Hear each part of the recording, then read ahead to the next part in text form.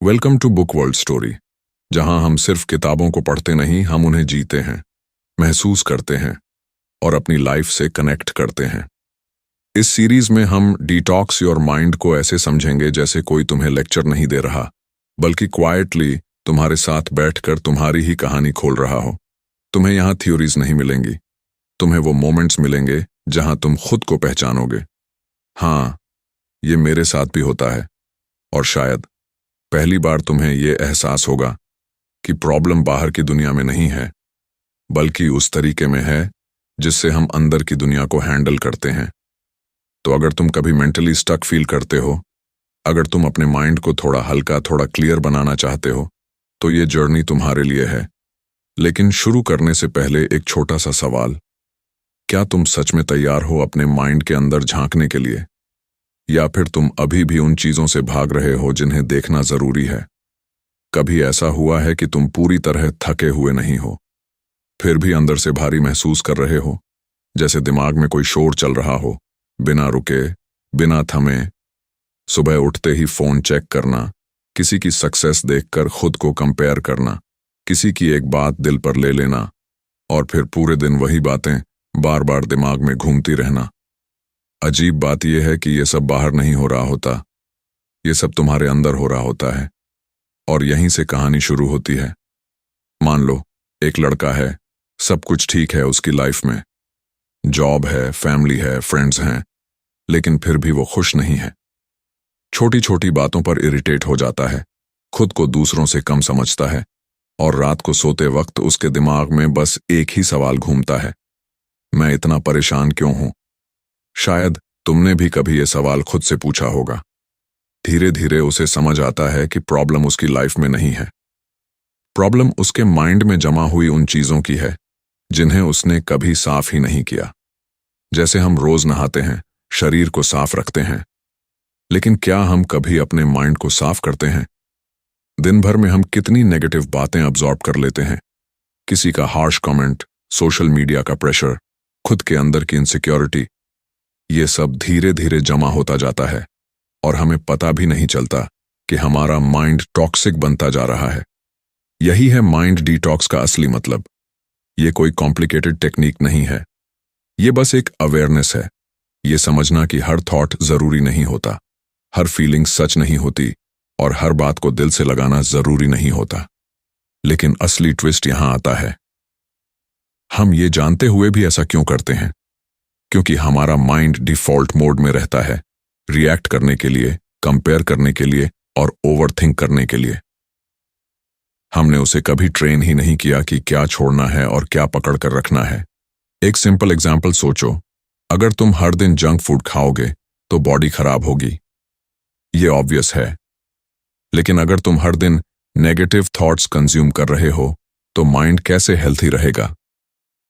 Mind detox का core idea यही है, अपने माइंड को वो देना जो उसे स्ट्रांग बनाए, और वो हटाना जो उसे कमजोर कर रहा है।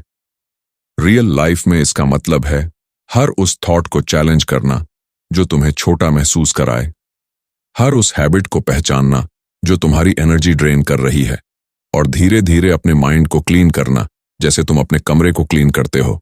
लेकिन यहां एक सवाल छिपा है, अगर ये इतना सिंपल है तो हम इसे शुरू क्यों नहीं कर पाते?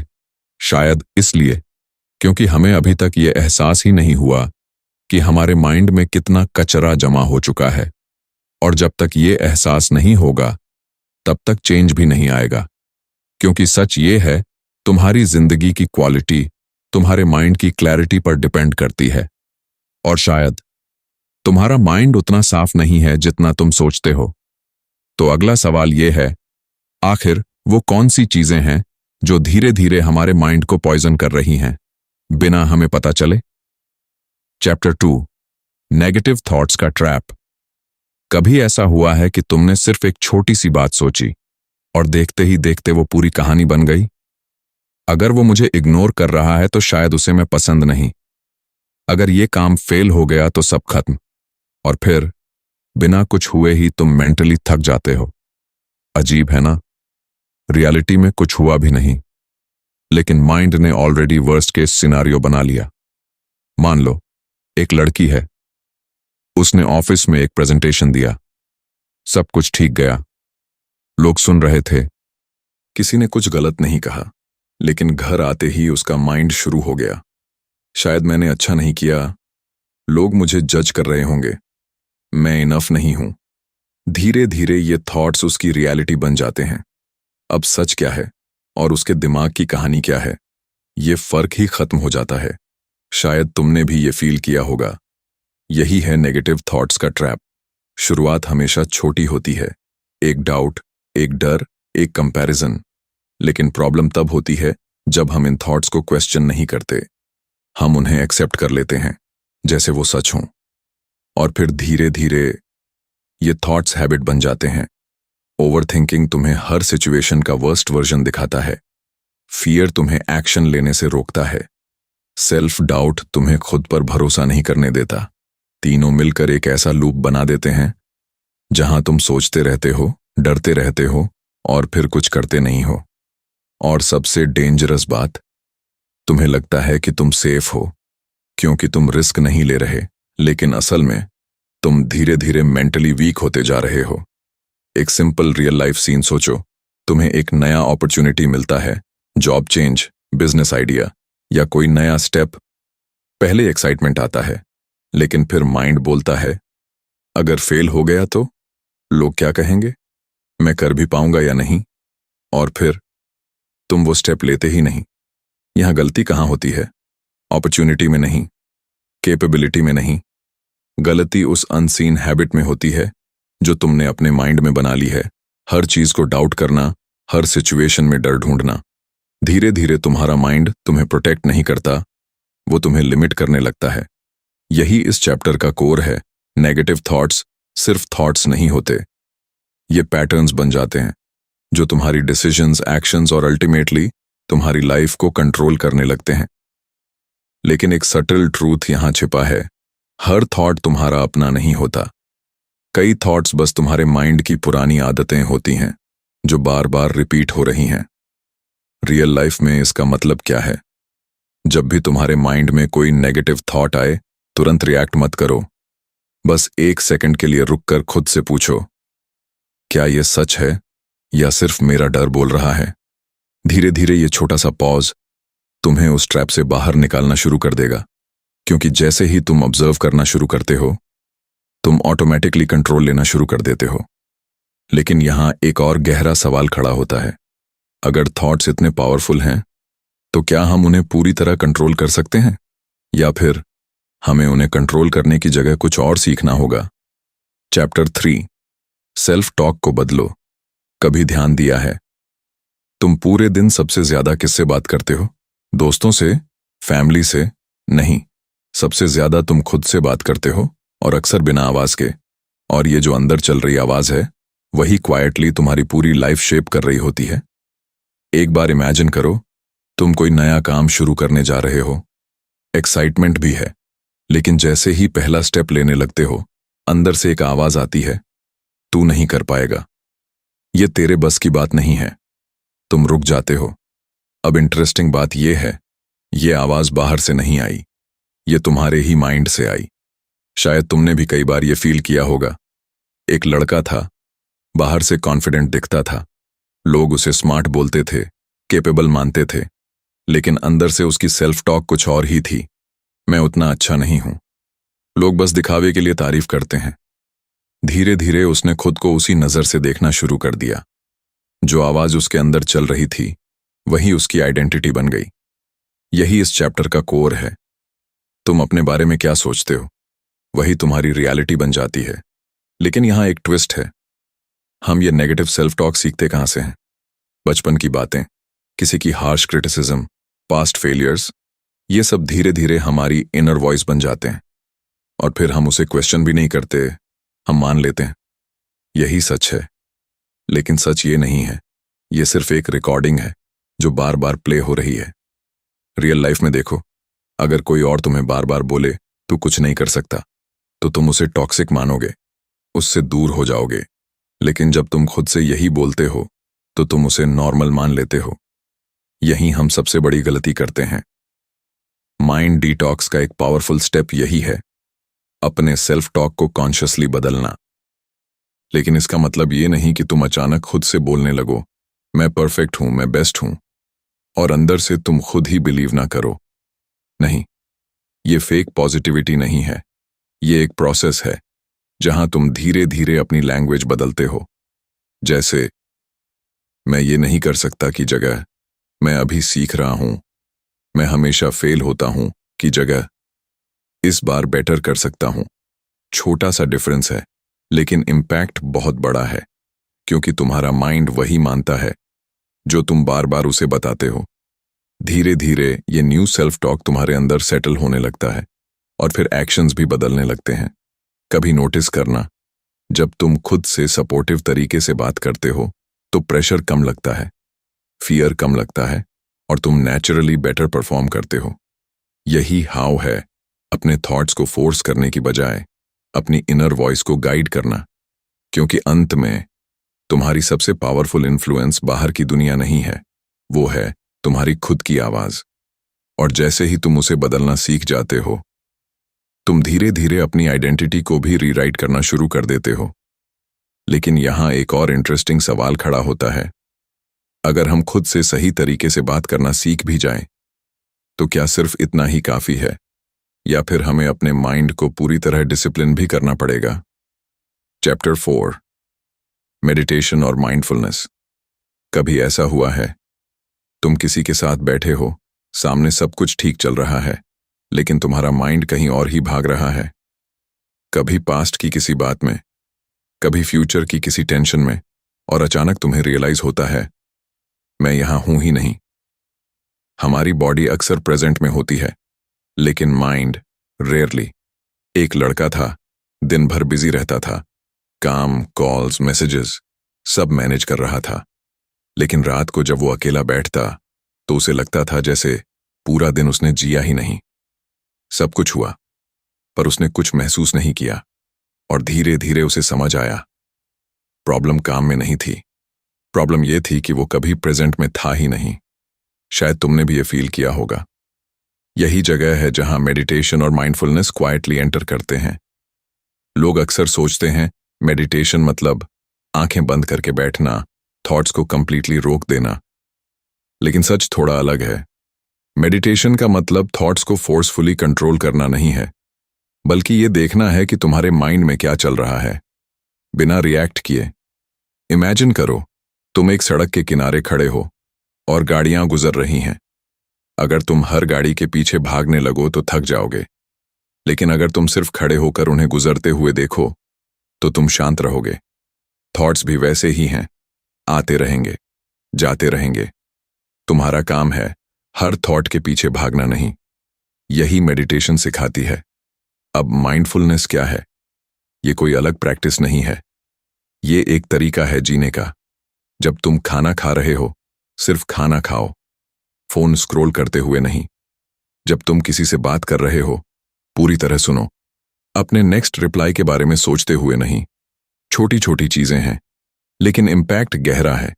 रियल लाइफ में इसका फर्क कब दिखता है? जब तुम स्ट्रेस में होते हो, पहले तुम इंस्टेंटली रिएक्ट करते थे, गुस्सा, फ्रस्ट्रेशन, एंग्जाइटी। लेकिन धीरे धीरे माइंडफुलनेस तुम्हें एक पॉज देना शुरू करती है, एक छोटा सा गैप, जहां तुम चूज कर सकते हो कि रिएक्ट करना है या कॉन्शियसली रिस्पॉन्ड करना है। यही वो कंट्रोल है जिसे हम बाहर ढूंढते हैं, लेकिन वो अंदर डेवलप होता है। व्हाई हम प्रेजेंट में नहीं रह पाते, क्योंकि हमारा माइंड हैबिट बना चुका है भटकने का, या तो पास्ट में या फ्यूचर में। व्हाट? मेडिटेशन और माइंडफुलनेस हमें ये अवेयरनेस देते हैं कि हम कहाँ हैं, क्या सोच रहे हैं और क्यों। हाउ? रोज कुछ मिनट शांति से बैठना, अपनी सांस पर ध्यान देना, और दिन भर में छोटी छोटी मोमेंट्स में खुद को प्रेजेंट में वापस लाना। ये कोई ओवरनाइट ट्रांसफॉर्मेशन नहीं है, लेकिन धीरे धीरे तुम्हारा माइंड काल्म होने लगता है, और तब तुम्हें एक सटल चीज फील होती है। बाहर की सिचुएशन सेम रहती है, लेकिन तुम्हारा रिएक्शन बदल जाता है, और शायद यही असली फ्रीडम है। लेकिन अब एक और डीपर लेयर खुलती है। अगर हमारा माइंड धीरे धीरे काल्म हो रहा है, तो क्या हम अपनी डेली हैबिट्स को भी इस तरह डिजाइन कर सकते हैं कि माइंड ऑटोमेटिकली क्लीन और फोकस्ड रहे? चैप्टर 5, हेल्थी हैबिट्स बनाओ। कभी सोचा है, कुछ दिन तुम बहुत मोटिवेटेड होते हो, जल्दी उठते हो, काम टाइम पर करते हो, माइंड भी क्लियर लगता है, और फिर अचानक सब टूट जाता है। वही लेजी फीलिंग, वही डिस्ट्रैक्शन, वही कल से शुरू करूंगा। ये मोटिवेशन का इश्यू नहीं है, ये हैबिट्स का गेम है। एक लड़का था, उसने डिसाइड किया कि अब लाइफ चेंज करनी है। पहले दिन 5 बजे उठा, वर्कआउट किया, पूरा दिन प्रोडक्टिव रहा। उसे लगा बस अब मैं बदल गया। लेकिन तीसरे दिन अलार्म बंद करके फिर सो गया।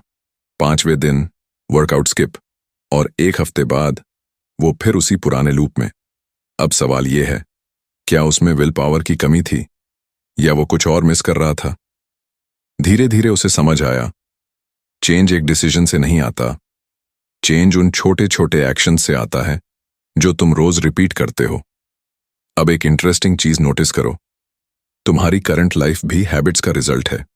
तुम कैसे सोचते हो, कैसे रिएक्ट करते हो, दिन कैसे स्पेंड करते हो, ये सब ऑटोमेटिक है, क्योंकि ये रिपीट हो चुका है। तो अगर तुम माइंड को क्लीन और स्ट्रांग रखना चाहते हो तो तुम्हें डेली हैबिट्स को डिजाइन करना होगा। अब इमेजिन करो, अगर तुम इन्हीं जगहों पर छोटे बदलाव कर दो। सुबह 5 मिनट शांति से बैठना, दिन की शुरुआत बिना डिस्ट्रैक्शन के करना, रात को सोने से पहले माइंड को स्लो डाउन करना। ये बहुत बेसिक लगते हैं, लेकिन यही कंसिस्टेंसी तुम्हारे माइंड को धीरे धीरे रिवायर करती है। वाई?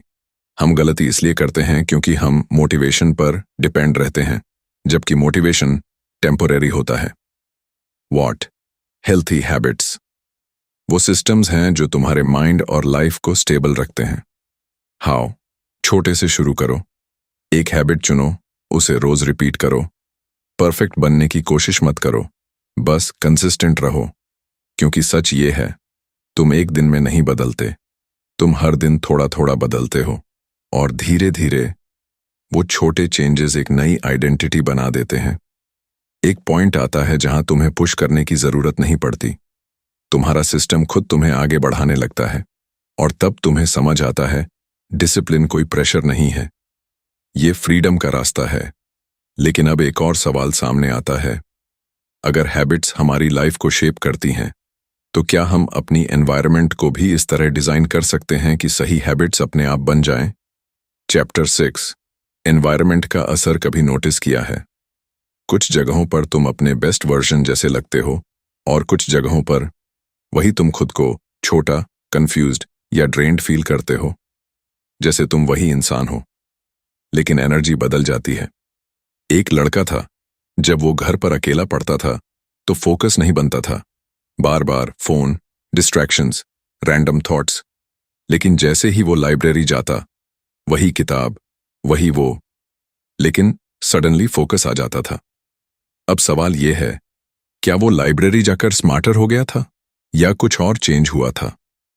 धीरे धीरे उसे समझ आया, प्रॉब्लम उसके अंदर नहीं थी, उसका एनवायरनमेंट उसके बिहेवियर को शेप कर रहा था। शायद तुमने भी ये फील किया होगा, कुछ लोगों के साथ बैठते ही तुम पॉजिटिव फील करते हो, और कुछ के साथ बिना रीजन के हैवी। यही है एनवायरनमेंट का असर। हम अक्सर सोचते हैं कि हम इंडिपेंडेंट हैं, हम खुद डिसाइड करते हैं कि कैसे सोचेंगे, कैसे बिहेव करेंगे, लेकिन सच ये है, हमारा सराउंडिंग क्वाइटली हमें इन्फ्लुएंस करता रहता है। तुम किन लोगों के साथ टाइम बिताते हो, क्या कंटेंट कंज्यूम करते हो, किस तरह की बातें सुनते हो, ये सब मिलकर तुम्हारे माइंड की डायरेक्शन तय करते हैं। एक सिंपल एग्जाम्पल लो, अगर तुम रोज ऐसे लोगों के बीच हो जो हमेशा कंप्लेन करते हैं, तो धीरे धीरे तुम्हारा माइंड भी प्रॉब्लम्स पर फोकस करने लगेगा। और अगर तुम ऐसे लोगों के साथ हो जो ग्रोथ की बात करते हैं, तो तुम्हारा सोचने का तरीका खुद ब खुद बदलने लगता है। ये कॉन्शियस डिसीजन नहीं होता, ये ऑटोमेटिकली होता है। यही रीजन है कि कुछ लोग कोशिश करने के बावजूद चेंज नहीं कर पाते, क्योंकि उनका एनवायरनमेंट उन्हें बार बार पुराने पैटर्न में खींच लेता है। माइंड डिटॉक्स सिर्फ अंदर की क्लीनिंग नहीं है, ये बाहर की दुनिया को भी फिल्टर करना है। लेकिन इसका मतलब ये नहीं कि तुम सबको छोड़ दो या खुद को आइसोलेट कर लो।